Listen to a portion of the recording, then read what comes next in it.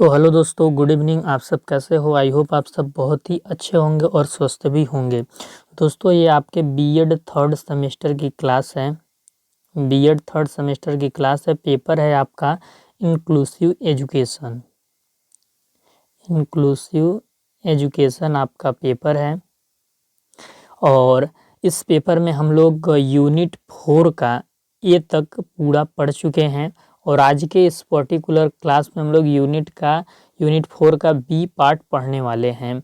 तो चैनल पे नए होंगे तो चैनल को सब्सक्राइब कर लीजिएगा। वीडियो के डिस्क्रिप्शन में आपको टेलीग्राम चैनल का लिंक मिलेगा, तो आप टेलीग्राम चैनल को ज़रूर ज्वाइन कीजिएगा। बीएड थर्ड सेमेस्टर से संबंधित जो प्रैक्टिकल की पीडीएफ होंगी वो आपको टेलीग्राम पे प्रोवाइड कराई जाएंगी। तो देखिए, यूनिट 4 के बी में जो हमें पढ़ना है वो है evolving a framework of policies for management of education at school level from the perspective of inclusiveness in areas such as physical, mental, social, handicaps and educational disabilities. यानी कि ये बोल रहा है कि एजुकेशनल फ्रेमवर्क क्या होना चाहिए समावेशी शिक्षा के लिए। समावेशी शिक्षा के लिए पॉलिसीज का फ्रेमवर्क क्या होना चाहिए, नीतियों की रूपरेखा क्या होना चाहिए। हिंदी में आप देख सकते हैं, शारीरिक, मानसिक, सामाजिक बाधाओं और शैक्षिक अक्षमताओं जैसे क्षेत्रों में समावेशन के दृष्टिकोण से स्कूल स्तर पर शिक्षा के प्रबंधन के लिए नीतियों की एक रूपरेखा विकसित करना। यानी कि समावेशी शिक्षा के लिए नीतियों की रूपरेखा क्या होनी चाहिए। यदि समावेशी शिक्षा का प्रबंधन हमें करना है तो जो पॉलिसीज होंगी वो किस प्रकार की पॉलिसीज होंगी, शारीरिक, मानसिक, सामाजिक बाधाओं और शैक्षिक अक्षमताओं वाले बच्चों के लिए। तो देखिए, समावेशी शिक्षा के प्रबंधन के लिए नीतियों की रूपरेखा निम्नलिखित है। कुछ बिंदु हैं समावेशी शिक्षा के प्रबंधन के लिए जो नीतियां बनाई जाती हैं उनकी रूपरेखा के कुछ बिंदु हैं। तो उन बिंदुओं के माध्यम से हम समझेंगे कि समावेशी शिक्षा के प्रबंधन के लिए नीतियों की रूपरेखा क्या होनी चाहिए। पहला पॉइंट है इसमें आपका नेतृत्व एवं प्रबंधन। नेतृत्व एवं प्रबंधन क्या है? इसके अंतर्गत विद्यालय के शीर्ष नेतृत्व, प्राचार्य या प्रधानाचार्य के गुण तथा कार्यों की व्याख्या होती है कि वो अपने स्कूल का नेतृत्व किस प्रकार कर रहे हैं। विद्यालय में प्रधानाचार्य प्रत्येक छात्र के भविष्य के निर्माण हेतु जिम्मेवार होता है, क्योंकि प्रिंसिपल के ऊपर ही पूरे स्कूल का लोड होता है। तो वो स्कूल को जिस दिशा में ले जाना चाहता है, वो स्कूल में जिस प्रकार के इंफ्रास्ट्रक्चर का निर्माण करेगा, जिस प्रकार के कार्यशैली को बढ़ावा देगा, उसी प्रकार का स्कूल में गतिविधियां घटित होंगी। इसलिए प्रधानाचार्य समस्त कक्षा के छात्रों की समावेशी कक्षा के अंतर्गत महसूस होने वाली आवश्यकताओं को जानने का प्रयास करता है। साथ ही साथ छात्रों को सलाह भी देता है तथा प्राचार्य प्रत्येक विद्यार्थी को समान नियम, समान आवश्यकताएं प्रदान करने की कोशिश करता है। आप देखते होंगे कि कोई भी स्कूल जो रहता है तो उसमें जो प्रिंसिपल रहता है वो प्रिंसिपल हर क्लास के बच्चों का जानकारी रखना चाहता है कि किस क्लास में कौन से बच्चे को क्या दिक्कत है, सही से सबकी पढ़ाई चल रही हैं, सही से सब कक्षाएं निर्धारित हो रही हैं या नहीं हो रही हैं। और जिस भी बच्चे को किसी भी प्रकार की दिक्कत होती है तो उसका समाधान करने का कोशिश प्रिंसिपल करता है। तो ये जो नेतृत्व और प्रबंधन में हम किसकी बात कर सकते हैं? एक तो हम प्रिंसिपल की बात कर सकते हैं, प्रिंसिपल की बात कर सकते हैं, प्रिंसिपल की बात कर सकते हैं, ठीक ना, स्पेलिंग मैं भूल जाता हूँ। तो प्रिंसिपल की बात कर सकते हैं, प्रिंसिपल स्कूल का हमारा होगा। और दूसरा हम किसकी बात करेंगे? दूसरा हम बात करेंगे लीडर की। लीडर की बात करेंगे जो नेता होता है। नेता यानी शिक्षा मंत्री आपके हो गए, प्रधानमंत्री हो गए, मुख्यमंत्री हो गए। ये सब भी भारत में जो शिक्षा का रूपरेखा है इसको निर्देशित करते हैं। जैसे कि आपने अभी देखा होगा कि NEP 2020 आया। तो NEP 2020 क्या है? भारत में किस प्रकार की शिक्षा व्यवस्था है उसकी रूपरेखा है। तो इसकी रूपरेखा को किसने वेरीफाई किया, किसने किया? तो सब ये प्रधानमंत्री का जो कैबिनेट होता है उसका काम होता है। शिक्षा मंत्री उसमें इन्वॉल्व होते हैं और इसके लिए एक कमेटी बनाई जाती है, कमेटी के सदस्य होते हैं। तो जो लीडर हैं वो किस प्रकार से कार्य कर रहे हैं, शिक्षा के क्षेत्र में जो पॉलिसीज बन रही हैं उसको किस लेवल पर उसका असेसमेंट करके, रिसर्च करके उसको बना रहे हैं, ये सारी चीज़ें उसमें इन्वॉल्व होती हैं। फिर इसके बाद अब दूसरा कि इसके बाद आप दूसरा पॉइंट देख सकते हैं, संपूर्ण विद्यालय की विकास योजना। इसमें क्या है कि इसके अंतर्गत ये कोशिश की जाती है कि प्रत्येक विद्यालय अपनी गुणवत्ता बढ़ाए तथा परिवर्तन को स्वीकारे तथा ऐसे नियम बनाए जिससे भविष्य में विकास निश्चित हो। विद्यालय विकास योजना में वे सभी नीतियों तथा प्रक्रियाओं को शामिल किया जाता है जो विद्यालयी जीवन से संबंधित हो। संपूर्ण विद्यालय की विकास योजना से क्या तात्पर्य है कि जो हमारे कंट्री में, जो हमारे स्टेट में एजुकेशन को लेकर जो पॉलिसीज बनती हैं और जो पॉलिसीज को इम्प्लीमेंट करने की बात की जाती है SCBT के द्वारा, SCERT के द्वारा या NCERT के द्वारा जो पॉलिसीज बनती हैं और उन पॉलिसीज को हर स्टेट में अप्लाई करने की बात की जाती है, तो जो भी पॉलिसीज नेशनल लेवल पे बन रही है या स्टेट लेवल पे बन रही है, तो सभी स्कूल का यहाँ पे कर्तव्य है कि उन पॉलिसीज को अपने स्कूल में इम्प्लीमेंट करें और अपने जो भी पुरानी चीज़ें हैं उसमें अगर अपडेटेशन की आवश्यकता है, कुछ अपडेट करना है, तो वो अपडेट भी करें। जैसे कि आप यहाँ पे देख सकते हैं, एक उदाहरण हमने लिया है, NEP 2020 को हर विद्यालय अपने लेवल पर स्वीकार कर उसे व्यवहार में ला रहा है। NEP 2020 क्या है? राष्ट्रीय शिक्षा नीति 2020, एक नेशनल लेवल की हमारी नेशनल एजुकेशन पॉलिसी है। तो हमारे भारत में जितने भी विद्यालय हैं सब अपने अपने स्तर पर इसको क्या कर रहे हैं, इसको इम्प्लीमेंट कर रहे हैं, इसको एक्सेप्ट कर रहे हैं और इसके हिसाब से जो उनको अपने स्कूल में परिवर्तन करना है वो चीज़ वो कर रहे हैं। तीसरा क्या है? संपूर्ण विद्यालय वातावरण। संपूर्ण विद्यालय वातावरण में विद्यालय का इंफ्रास्ट्रक्चर आता है कि जो विद्यालय के इंफ्रास्ट्रक्चर के लिए क्या पॉलिसीज हमारे पास होनी चाहिए। तो देखिए, मुख्य अध्यापक कार्यालय होना चाहिए, यानी स्कूल का जो डायरेक्टर है, प्रिंसिपल है, उसका कार्यालय होना चाहिए। आगंतुकों के लिए कमरा हॉल होना चाहिए, जो आते हैं अभिभावक लोग। स्कूल का प्रशासनिक भवन होना चाहिए, कक्षाएं होनी चाहिए, स्टाफ कक्ष होना चाहिए, विज्ञान प्रयोगशालाएं होनी चाहिए, लाइब्रेरी होनी चाहिए, ड्राइंग रूम होना चाहिए, भूगोल कक्ष होना चाहिए, स्कूल की कैंटीन होनी चाहिए, हॉल होनी चाहिए, खेल के मैदान होने चाहिए, पानी पीने का कमरा होना चाहिए, उसमें फ्रीजर होना चाहिए, साइकिल शेड होना चाहिए जहाँ पे विद्यार्थी अपने साइकिल को खड़ा करें, शौचालय होना चाहिए, उद्यान यानी पार्क टाइप का होना चाहिए जहाँ पे बच्चे बैठ सकें, स्टाफ के आवास होने चाहिए, स्कूल का हॉस्टल होना चाहिए, परिवहन व्यवस्था होना चाहिए, शिक्षण अधिगम की सभी सामग्रियाँ मौजूद होनी चाहिए, विशिष्ट बालकों हेतु जो उपकरण और यंत्र हैं वो मौजूद होने चाहिए। तो समावेशी शिक्षा का यदि हमें प्रबंधन करना है तो जो हम नीतियाँ बनाएंगे उन नीतियों में एक नीति हम विद्यालय के इंफ्रास्ट्रक्चर का भी बनाएंगे कि विद्यालय में क्या क्या फैसिलिटीज़ हमें इंक्लूड करके रखना है और इंफ्रास्ट्रक्चर को कैसे फुलफिल करना है। तो ये चीज़ ध्यान रखेंगे। अगला आपका है संप्रेषण। संप्रेषण का क्या अर्थ है? संप्रेषण का अर्थ यहाँ उस बातचीत से है जो विद्यालय के स्टाफ, अभिभावक व विद्यालय के अन्य लोगों के मध्य पाया जाता है। देखिए यहाँ पे क्या बोला जा रहा है संप्रेषण में कि जैसे कोई भी बच्चे का जो गार्जियन है, वो अपने बच्चे का एडमिशन कराने या अपने बच्चे का रिपोर्ट लेने स्कूल में आता है, तो वो विद्यालय के स्टाफ वहाँ पे मौजूद हों जिनसे वो बात करके अपने बच्चे का रिपोर्ट ले सके या कोई भी काम है उसको विद्यालय से तो वो कर सके। तो यानी संप्रेषण की व्यवस्था हो। जैसे कि आप कभी कॉलेज में जाते होगे एडमिशन वगैरह कराने हैं, तो आप किसी से पूछते होगे कि हम प्रिंसिपल का रूम किधर है, किससे बात करें, तो स्टाफ मौजूद होते हैं ना आपके संप्रेषण के लिए, जो आपको जानकारी देते हैं। तो उसी की बात हो रही है कि स्टाफ होने चाहिए जिससे अभिभावक कनेक्ट करके अपनी चीज़ों को बता सकें।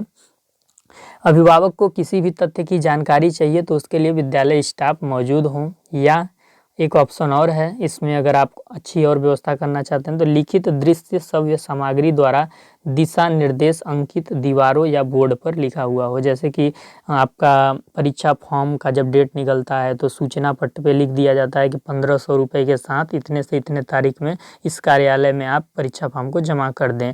तो आप लिखित भी कोई सूचना अंकित करवा सकते हैं, जिससे जो अभिभावक आ रहा है या फिर स्टूडेंट आ रहा है तो वो चीज़ को पढ़कर अपना काम कर ले। तो ये चीज़ आपको समझना है। अगला जो पॉइंट है वो है आपका छात्र एवं कर्मचारी हित। इसके लिए भी कुछ नीतियाँ होनी चाहिए। विद्यालय में पढ़ने वाले छात्रों की सामवेगिक एवं शारीरिक सुरक्षा का माहौल हो, यानी उनको सिक्योरिटी प्रदान हो, उनके साथ कोई भी इमोशनली ब्रेकडाउन ना हो। जैसे कि आप रैगिंग का नाम सुने होंगे, तो रैगिंग उसका ना किया जाए विद्यालय में। किसी भी बच्चे के साथ कोई बच्चा उसको मतलब दबा ना पाए, टीचर दबा ना पाए, विद्यालय का कोई स्टाफ ना दबा पाए, यानी सिक्योर माहौल हो। कर्मचारियों में अपने साथी कर्मचारी के प्रति सहयोग की भावना हो, अर्थात आपस में होने वाली समस्या का समाधान भी स्टाफ के लोग मिलकर ही सुलझा लें। यानी विद्यालय का झगड़ा बाहर न जाए। जैसे कि 4 टीचर पढ़ा रहे हैं तो ये 4 टीचर जो हैं ये आपस में ही न लड़ें। एक टीचर दूसरे टीचर के प्रति सहयोग की भावना रखे। अगर आपस में इन लोग का कोई मैटर भी हो जाता है तो आपस में ही बात करके सुलझा लें, वो चीज़ बाहर न जाए, स्कूल का नाम बदनाम न हो। समावेशन हेतु पाठ्यचर्या नियोजन, यानी करिकुलम को कैसे मॉडिफाई किया जाए समावेशी शिक्षा के लिए। इस नीति के अंतर्गत ऐसा कहा गया कि विद्यालय का एकेडमिक वर्ग तथा स्टाफ कर्मचारी समावेशी शिक्षण एवं अधिगम हेतु मिलकर पाठ्यचर्या तैयार करें कि क्लास में जो डाइवर्सिटी है उसको फुलफिल करने के लिए जो करिकुलम तैयार किया जाएगा उसमें किसकी भागीदारी होगी, एकेडमिक वर्ग भी मौजूद होगा, स्टाफ कर्मचारी भी अपनी राय देंगे और ये दोनों मिलकर समावेशी शिक्षण अधिगम हेतु करिकुलम को तैयार करेंगे। ये चीज़ बात की जा रही है। अब देखिए आगे क्या है। यह पाठ्यचर्या योजना समावेशन हेतु अधिगम परिस्थिति उत्पन्न करने में मुख्य भूमिका निभाएगा, जिसमें विभिन्न प्रक्रियाओं तथा सहायक सामग्री का प्रयोग किया जाएगा। विभिन्न गतिविधियों को शामिल करने का निर्देश दिया जाएगा, जिसके द्वारा हर प्रकार के छात्र अपनी विशिष्ट शैक्षिक आवश्यकताओं की पूर्ति कर सकेंगे। अगला पॉइंट है आपका व्यक्तिगत शिक्षा योजना। आपको पता ही है कि अगर समावेशी स्कूल है तो इंडिविजुअलाइज्ड एजुकेशन प्लान की ज़रूरत होती है। हर बच्चे की रुचि, योग्यता, आवश्यकता अलग अलग होगी, तो ऐसे में हर बच्चे को पढ़ाने के लिए उसके लिए हमें अलग से उसके लिए टीचिंग प्लान बनाना पड़ेगा, उसके लिए अलग से इंस्ट्रक्शन हमें तैयार करना पड़ेगा।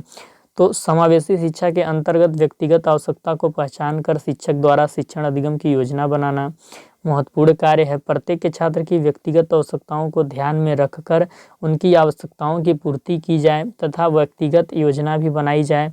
प्रत्येक छात्र से व्यक्तिगत रूप से संबंधित हो, ऐसी योजना टीचर बनाए। अगला जो पॉइंट है वो है शिक्षण एवं अधिगम की रणनीति। टीचिंग स्ट्रेटजीज क्या होनी चाहिए समावेशी शिक्षा के लिए।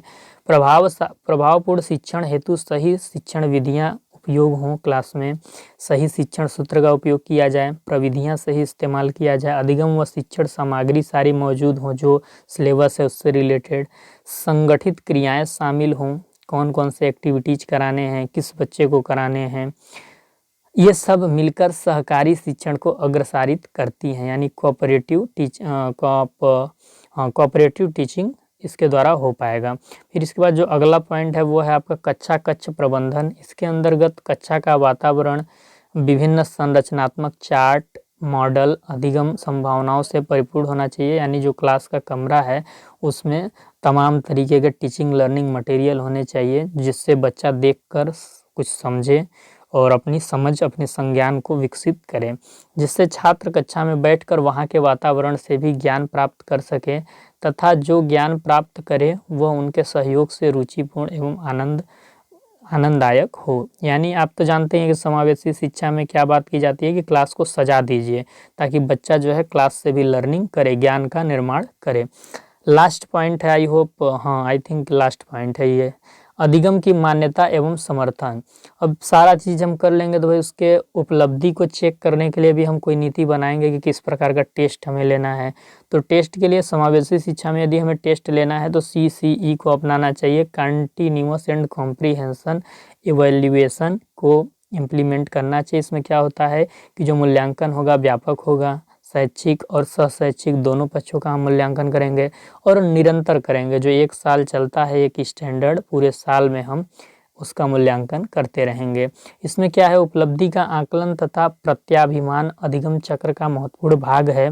समय समय पर शिक्षार्थी की उपलब्धि का आकलन कर उन्हें चित्र द्वारा प्रदर्शित किया जाना चाहिए तथा अधिगम के अगले स्तर की सूचना प्रदान करनी चाहिए। तो वही चीज़ है, मूल्यांकन की बात की जा रही है। तो देखिए समावेशी शिक्षा के लिए जब एक फ्रेमवर्क की बात की जाए कि कैसा फ्रेमवर्क तैयार करना है तो उस फ्रेमवर्क में हम क्या क्या बातें ऐड करेंगे। पहला तो नेतृत्व एवं प्रबंधन, कि देश के नेता कैसे होने चाहिए, स्कूल का नेता कैसा होना चाहिए। स्कूल का नेता आपका प्रिंसिपल होता है, तो स्कूल का नेता कैसा होना चाहिए, उसके कार्य क्या होने चाहिए, देश का लीडर के क्या कार्य होते हैं शिक्षा के प्रति, उनकी भूमिका हो जाएगी। संपूर्ण विद्यालय की जो विकास योजना स्टेट लेवल पर या नेशनल लेवल पर बनाई जाती है उसको हर स्कूल अपने लेवल पे इम्प्लीमेंट करे, एक्सेप्ट करे, जो अपडेट करना है वो अपडेट करे अपने स्कूल को। संपूर्ण विद्यालय का जो वातावरण है वो बेहतर बनना चाहिए, यानी सारी चीज़ की व्यवस्था होनी चाहिए, तब हम डाइवर्सिटी को फुलफिल कर पाएंगे।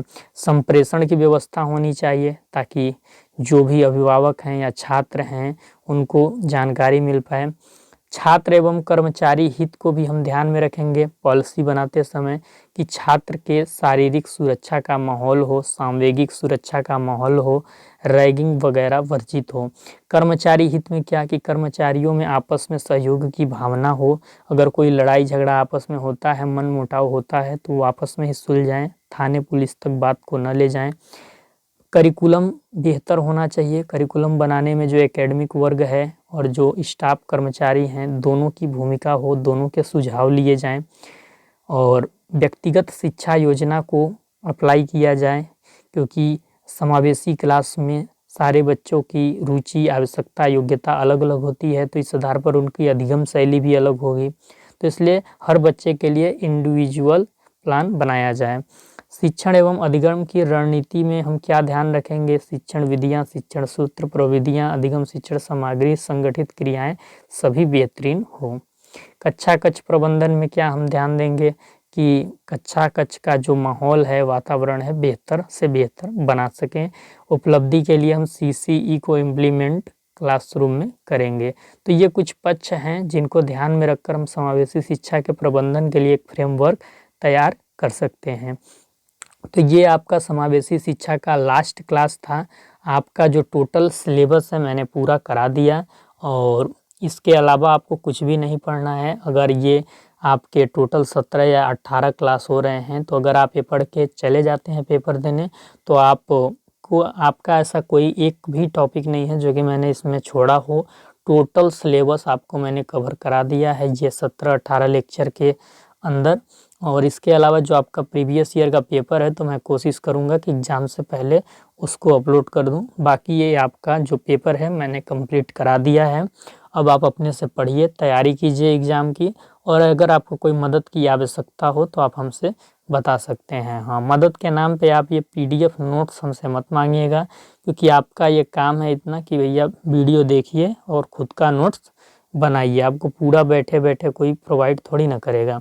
तो पढ़िए, देखिए, नोट्स बनाइए। हाँ, आपको कहीं पे कोई टॉपिक समझ नहीं आ रहा है तो आप काम कर सकते हैं कि वीडियो के डिस्क्रिप्शन में आपको व्हाट्सएप ग्रुप का लिंक मिलेगा, तो आप व्हाट्सएप ग्रुप को ज्वाइन कर मेरे पर्सनल नंबर पे मैसेज करके आप बता सकते हैं कि सर मुझे यहाँ पे ये टॉपिक का ये लाइन समझ नहीं आ रहा है, तो मैं आपको एक्सप्लेन कर दूँगा, या कॉल पे आप मुझसे बात करके अपने जो भी आपका कन्फ्यूजन है उसको क्लियर कर सकते हैं। तो देखिए, पढ़ने वाले विद्यार्थियों के लिए मैं हमेशा उनके साथ हूँ, और जो सिर्फ एग्ज़ाम के समय 2-4 घंटे पढ़ के जाते हैं तो भैया वो तो आपको खुद ही मैनेज करना होगा।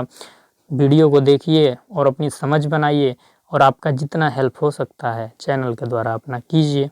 हाँ, ठीक ना? तो ये चीज़ आप कर लीजिए, और मैंने ये सिलेबस पूरा आपका कंप्लीट करा दिया। इसके बाद मैं हिस्ट्री टीचिंग की कुछ क्लासेस अपलोड करने वाला हूँ, तो हिस्ट्री पेडागोजी सब्जेक्ट जिसका भी होगा तो वो देखे उसको और अपना तैयार कर ले।